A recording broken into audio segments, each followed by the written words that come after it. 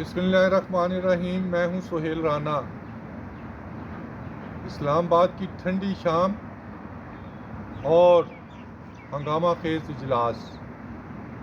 قومی اسمبلی آج شام 5 بجے ایک دفعہ پھر اکٹھی ہوگی۔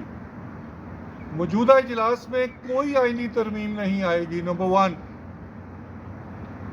ایک اہم ترین شادی کا آغاز کے بعد خاتمہ۔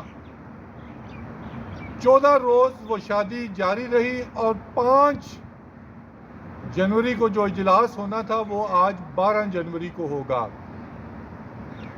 حکومت اس وقت ڈگمگا رہی ہے۔